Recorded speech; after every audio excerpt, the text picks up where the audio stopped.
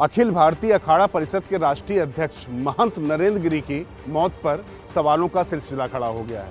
इस रहस्य का उद्घाटन करने के लिए पहले स्थानीय पुलिस, एसआईटी और अब मामला सीबीआई तक पहुंच चुका है। हो सकता है आने वाले समय में सच भी सामने आ जाए, लेकिन यकीन मानिए बवालों की इतश्री यहीं से नहीं होगी। राज की बात यह है कि ये बवाल अखाड़े में, अखाड़े के लिए, अखाड़े के द्वारा होगा और इस बवंडर को थामने के लिए अखाड़ों को ही आगे आना पड़ेगा।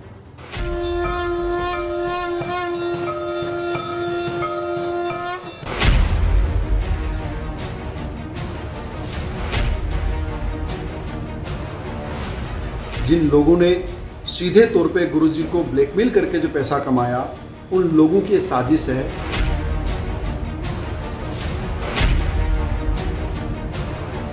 बात नहीं, मैं तैयार बैठा हुआ हूँ ना। बिल्कुल, क्या मतलब है, ये बैठा हूँ। शोक स्तब्ध हैं और शोकाकुल भाव में हम कभी उत्तराधिकारी का चयन नहीं करते। प्रयागराज के बाघंबरी मठ के श्री महंत नरेंद्र गिरि के निधन के बाद दो पद खाली हुए हैं। एक बाघंबरी मठ के महंत का और दूसरा अखिल भारतीय अखाड़ा परिषद के अध्यक्ष का पद। मठ के महंत पद पर कौन बैठेगा, ये निरंजनी अखाड़े को तय करना है, क्योंकि नरेंद्र गिरि निरंजनी अखाड़े से थे।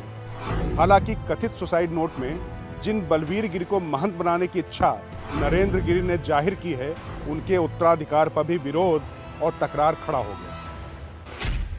ये निर्णय अखाड़ा अभी, क्योंकि हमारी एक अपनी परंपरा, हमारा एक विधान है, उस विधान के अनुसार हम आपस में तय कर लेंगे। शोक स्तब्ध हैं और शोकाकुल भाव में हम कभी उत्तराधिकारी का चयन नहीं करते हैं। ये तो प्रसन्नता का विषय है, प्रसन्नता का विषय है। तो जब भी पंच परमेश्वर हमारा बैठेगा और हमारी तय होगी, उस दिन हम यहाँ का कोई न कोई उत्तराधिकारी नियुक्त करेंगे। मेरी समझ में ये नहीं आता कि वो सुसाइड नोट, मेरा अखाड़ा परिषद का राष्ट्रीय उपाध्यक्ष है और वो अखाड़ा परिषद के राष्ट्रीय अध्यक्ष थे। जब मीटिंग लिखी जाती थी और हस्ताक्षर करने के लिए कहा जाता था तो 15 मिनट हस्ताक्षर करने में लगाते थे। वो जो आदमी 15 मिनट हस्ताक्षर करने में लगाता होगा, वो अपना सुसाइड नोट लिखेगा, और बहुत बहादुर व्यक्ति। तो मैं तो सुसाइड नोट पर ही प्रश्न चिन्ह खड़ा करता हूं।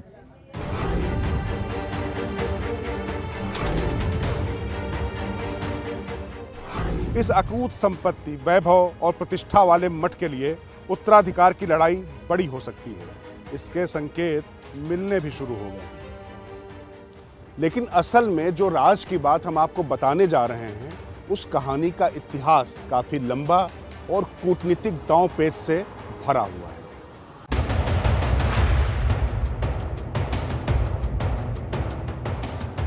जरा अंदाज लगाइए कि जब एक अखाड़े के भीतर महंत बनाने के लिए अखाड़ेबाजी होती है, तो फिर अखिल भारतीय अखाड़ा परिषद के अध्यक्ष पद के लिए आलम क्या हो सकता है, जिसमें सभी 13 अखाड़ों की सहमति और वोटिंग के आधार पर अध्यक्ष को चुना जाता है।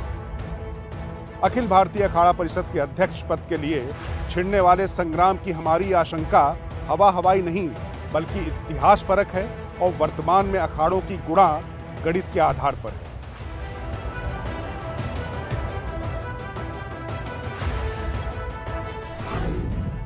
इससे पहले अखाड़ा परिषद में पदों के लिए होने वाले संग्राम की आशंका की बुनियाद से आपको वाकिफ कराएं, उससे पहले आपके लिए ये जानना जरूरी है कि अखाड़ा परिषद का गठन क्यों हुआ और कब हुआ।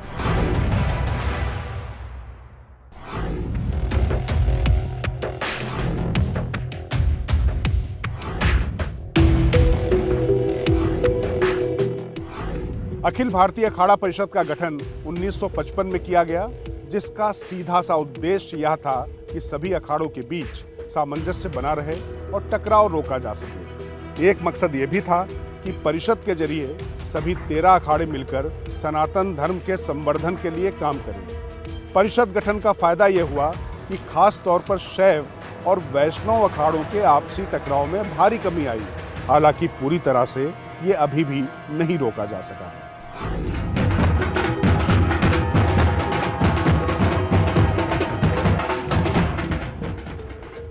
जितने भी उद्देश्यों के साथ अखिल भारतीय अखाड़ा परिषद का गठन हुआ था, उसमें इसे सफलता मिली और वक्त के साथ मजबूत होने लगा।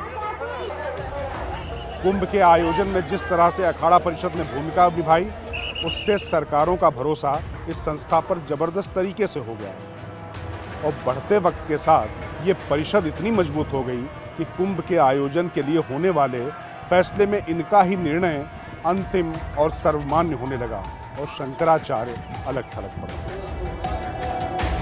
अखाड़ा परिषद की शक्ति जब प्रबल और असीमित होने लग गई और इसमें सजित पदों पर, तब सभी 13 अखाड़ों के संतों में दौड़ भाग शुरू हो गई कि कैसे इसमें काबिज हुआ जाए।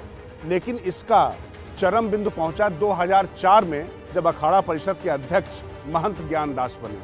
दमदार व्यक्तित्व के स्वामी महंत ज्ञानदास काफी मुखर थे और उन्होंने अखाड़ा परिषद को एक नया मुकाम दिया और अखाड़े की परंपराओं को नया विस्तार दिया और बिल्कुल किताबी ज्ञान की तरह उसको आगे बढ़ाया। लेकिन कई बार उन पर मनमानी के आरोप भी लगे और उनका ये व्यक्तित्व इतना हावी हुआ कि 12 साल तक वो इस पद पर बने रहे। 2010 से लेकर 2015 तक के दौर में 2 बार अखाड़ा परिषद में बदलाव की कोशिशें हुई, लेकिन आपसी टकराव और महत्वाकांक्षा की वजह से ज्ञानदास पद पर डटे रहे और खुद को पदों पर स्थापित करने की होड़ में लगे लोग लड़ते रहे। अब उसी तरह की लड़ाई एक बार फिर से न छिड़ जाए, ये आशंका बनी है और आशंका के पीछे पूर्व के कड़े अनुभव विद्यमान हैं। अध्यक्ष पद की होड़ में हालात तो इस हद तक बिगड़ चुके हैं कि जब 2004 में अखाड़ा परिषद के अध्यक्ष ज्ञानदास पद छोड़ने को तैयार नहीं हुए, तब एक सरकारी कागज के जरिए उन्हें पद छोड़ने का संकेत देना पड़ा। दरअसल 2004 में महंत ज्ञानदास अखाड़ा परिषद के अध्यक्ष बने और इसके बाद वो पद छोड़ने के लिए तैयार ही नहीं हो रहे थे। यहाँ तक कि 14 मार्च 2015 को उज्जैन के उदासीन अखाड़े में सर्वसम्मति से नरेंद्र गिरी को अध्यक्ष चुन लिया गया, लेकिन उसके बाद भी महंत ज्ञानदास अपने आप को अखाड़ा परिषद का अध्यक्ष घोषित करे रहे। नरेंद्र गिरी के अध्यक्ष बनने के 1 साल बाद यानी कि 2016 में उज्जैन कुंभ हुआ और मेलाधिकारी अविनाश लावनिया ने अध्यक्ष के तौर पर नरेंद्र गिरी को आमंत्रित किया। तब जाकर ज्ञानदास बैकफुट पर आए।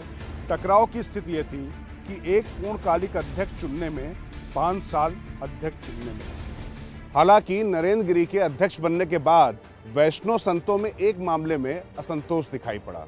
उनकी दलील थी कि अगर अध्यक्ष सन्यासी यानी शैव से है तो महामंत्री वैष्णव का होना चाहिए, लेकिन यहाँ इस मामले में महामंत्री भी शैव यानी जूना अखाड़े के हरिगिरी को बना दिया गया।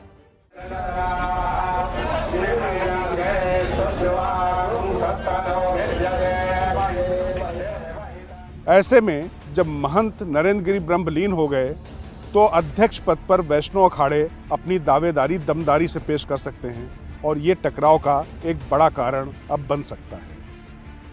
वैष्णव अखाड़ों की दावेदारी के अलावा कई और फैक्टर्स हैं जिनसे विवाद की स्थिति अखाड़ा परिषद के अध्यक्ष को चुनने में बन जाती है और पहले भी ऐसा होता रहा है। उदाहरण के तौर पर 2010 के हरिद्वार महाकुंभ के बाद अखाड़ा परिषद को भंग माना गया क्योंकि अध्यक्ष का कार्यकाल 5 साल का होता है। आनन फानन में अध्यक्ष बदलने के लिए 7 अखाड़ों की मौजूदगी में ही वोटिंग करवाकर निर्मल अखाड़े के सचिव बलवंत सिंह को अध्यक्ष और आनंद अखाड़े के श्री महंत शंकरानंद सरस्वती को महामंत्री चुन लिया गया। लेकिन तत्कालीन अध्यक्ष ज्ञानदास और तत्कालीन महामंत्री हरिगिरी ने इस प्रक्रिया को अवैध घोषित कर दिया और ये नियमों के हिसाब से अवैध थी। दरअसल अखाड़ा परिषद का अध्यक्ष और महामंत्री चुनने का नियम यह है कि सभी अखाड़ों से जो 13 हैं उनसे 2-2 प्रतिनिधि आते हैं, वो वोटिंग करते हैं। लेकिन इलाहाबाद में मात्र 7 अखाड़ों के जरिए ही वोटिंग कराने का प्रयास किया गया। तो आप समझ सकते हैं कि कैसे अखाड़ा परिषद के अध्यक्ष और महामंत्री का पद इतना महत्वपूर्ण हो चुका है कि हर अखाड़े के संत चाहते हैं कि उनका ही व्यक्ति बने ताकि उनके अखाड़े का वैभव बढ़ सके। यही वजह है कि हम राज की बात में आने वाले वक्त में टकराव की आशंकाओं को जाहिर कर रहे हैं। खुलकर भले ही कोई संत इस बारे में अभी नहीं बोल रहा है, लेकिन राज की बात यह है कि अखाड़ों के भीतर नामों की गोलबंदी शुरू हो गई है। जिसे अध्यक्ष बनना है वो भी अपने समीकरण फिट करने में जुट गए हैं और जिस अखाड़े को अपने संतों को इस उम्मीदवारी में लाना है वो भी जुट चुके हैं। लेकिन समीकरणों को साधने और सहमत बनाने वाले इस दौर में एक जो रेखा है उसमें महत्वाकांक्षाओं का टकराव अतीत में होता रहा है और पूरी आशंका है कि इस बार भी उसकी पुनरावृत्ति हो सकती है, क्योंकि ये पद सिर्फ एक अध्यक्ष को नहीं चुनता है बल्कि एक संत को विशेष बनाता है, उस अखाड़े को विशेष बनाता है और कुंभ का अगुवा वो संत और उसका अखाड़ा हो जाता है।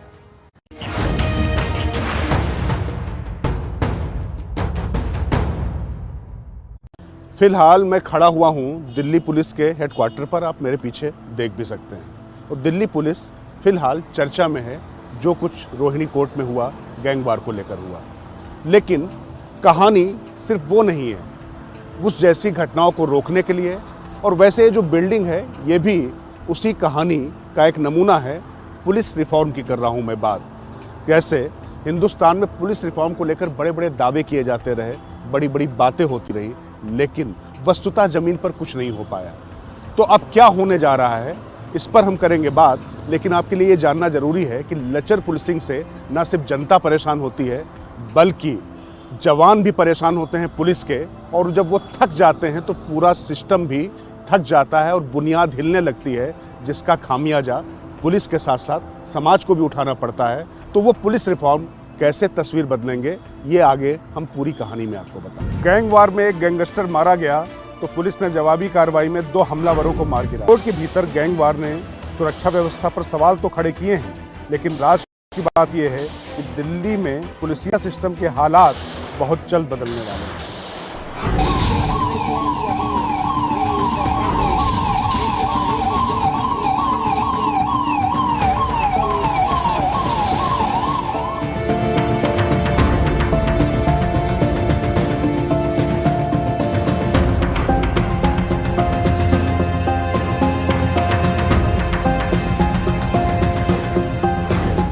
राज की बात यह है कि देश की राजधानी दिल्ली में ये हालात बहुत जल्द बदलने वाले हैं। राज की बात यह है कि दिल्ली पुलिस के पुलिसकर्मियों की कार्य क्षमता को बढ़ाने के लिए उनकी वर्किंग कंडीशन में बड़े बदलाव की तैयारी शुरू हो गई है। राज की बात यह है कि आने वाले वक्त में दिल्ली पुलिस वर्क कंडीशन के मामले में मुंबई पुलिस से काफ़ी बेहतर स्थिति में पहुंचने वाली है। अब आपके मन में सवाल उठ रहा होगा कि ये सब होगा कैसे और इस मुहिम की शुरुआत कैसे हुई। तो चलिए पूरी राज की बात आपको विस्तार से समझाते हैं। दिल्ली पुलिस का मनोबल बढ़ाने के साथ साथ ही पुलिस की छवि बदलने की कवायद भी तेज हो चुकी है। खास तौर से फर्जी एनकाउंटर के नाम पर जिस तरीके से गैलेंट्री अवार्ड के लिए होड़ लगती है, उस पर पूरी तरीके से अंकुश लगाने के लिए कुछ कड़े और बड़े कदम उठाए जा रहे हैं। तो मतलब साफ है, जो अभी तक आपने पूरी ये कहानी और तस्वीरें देखी, दिल्ली पुलिस बदलने जा रही है और शायद पूरे देश के सामने एक नजीर की तरह पेश होगी। मतलब गृह मंत्री अमित शाह की खींची लकीर पर चल के commissioner of police Rakesh Asthana एक नई दिल्ली पुलिस का चेहरा देश के सामने लाने जा रहे हैं। अब सवाल ये कि इतने बड़े सिस्टम में बदलाव शुरू कहां से किया जाए। तो दिल्ली पुलिस कमिश्नर ने तय किया कि सबसे पहले काम करने के माहौल में बदलाव हो, जिससे पुलिस पर प्रेशर को कम किया जा सके। प्रेशर कम होगा तो एफिशिएंसी अपने आप बढ़नी शुरू हो जाएगी। लिहाजा दिल्ली पुलिस कमिश्नर ने तय किया कि निचले स्तर पर पुलिस के वर्किंग आवर को 3 शिफ्ट में बांटा जाए, जबकि मौजूदा हालात ये हैं कि काम करने की कोई सीमा ही तय नहीं है। दिल्ली पुलिस में अगर 3 शिफ्ट का यह फार्मूला लागू होता है तो एक बड़ी राहत पुलिस कर्मियों को मिलेगी। दिल्ली की पुलिस देश की पहली पुलिस होगी जहां 3 शिफ्ट का सिस्टम होगा। अभी तक केवल मुंबई पुलिस है जहां 2 शिफ्टों की व्यवस्था लागू है। निचले स्तर पर 3 शिफ्टों में काम करने की व्यवस्था के तहत इंस्पेक्टर लेवल पर 2 शिफ्ट काम करने पर काम जारी है। जानकारी के मुताबिक अब थानों में एसएचओ के साथ 6 इंस्पेक्टर्स की तैनाती होगी। ये इंस्पेक्टर्स 2 शिफ्टों में अपनी ड्यूटी देंगे। शिफ्ट के साथ साथ काम के दबाव को कम करने के लिए इंस्पेक्टर की जिम्मेदारी भी फिक्स होगी। शिफ्ट में तैनात इंस्पेक्टर्स में एक इन्वेस्टिगेशन देखेगा, दूसरा कानून व्यवस्था और तीसरे की रिजर्व ड्यूटी लगाई जाएगी। इस व्यवस्था से कार्य क्षमता में बढ़ोतरी के साथ ही साथ दबाव भी कम होगा। दिल्ली पुलिस केंद्रीय गृह मंत्रालय के अधीन आती है और मौजूदा केंद्रीय गृह मंत्री अमित शाह का वर्किंग स्टाइल आप सबको पता ही है। तो देश में तमाम रिफॉर्म्स करने के बाद अब उन्होंने दिल्ली पुलिस पर फोकस शिफ्ट किया है। तो लिहाजा Delhi commissioner of police Rakesh Asthana भी अब एक्शन में है। अब जब पीसीआर थानों से संबद्ध हो गई है, तब दोहरी फोर्स भेजने की जरूरत समाप्त हो गई और केवल इस फैसले से ही लगभग 5,500 फोर्स फ्री हो गई, जिससे बेहतर कानून व्यवस्था में लगाया जा सकता है। और ये फ्री फोर्स 3 और 2 शिफ्ट का फार्मूला लागू करने में भी मददगार साबित होगी। दिल्ली के तमाम महत्वपूर्ण संस्थानों पर अर्धसैनिक बलों की तैनाती है।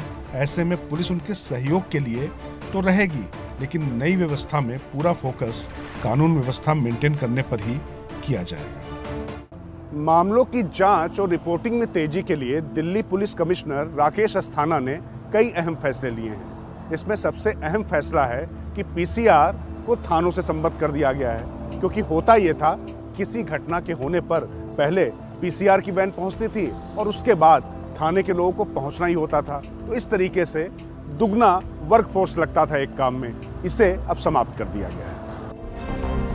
यही वजह है कि पुलिस अधिकारियों को ये निर्देश भी कमिश्नर की तरफ से दिए गए हैं कि निचले लेवल पर जो भी मदद पुलिस कर्मियों को मिलती है वो बिना लाग लपेट के उन्हें दी जाए, और अगर उन्हें किसी योजना का फायदा नहीं दिया जा रहा है तो फिर अधिकारियों को उसका कारण बताना होगा।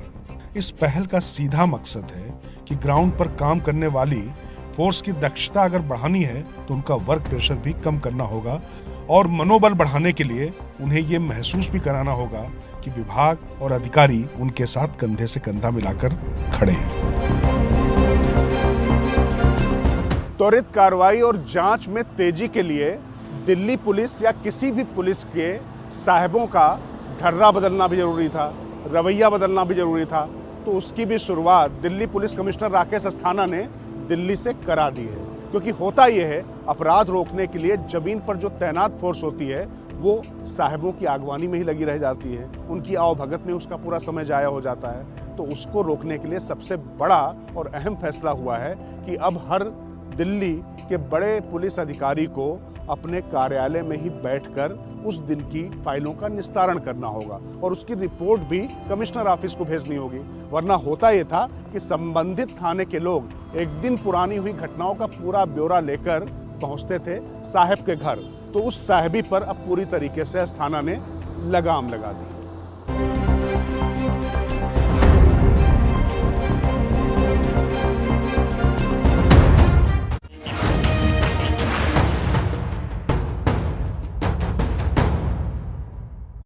तो राज की बात में इस हफ्ते इतना ही। अगले हफ्ते रविवार रात 8 बजे फिर होगी आपसे मुलाकात। तब तक मुझे दीजिए इजाजत और देखते रहिए एबीपी न्यूज़, आपको रखे आगे।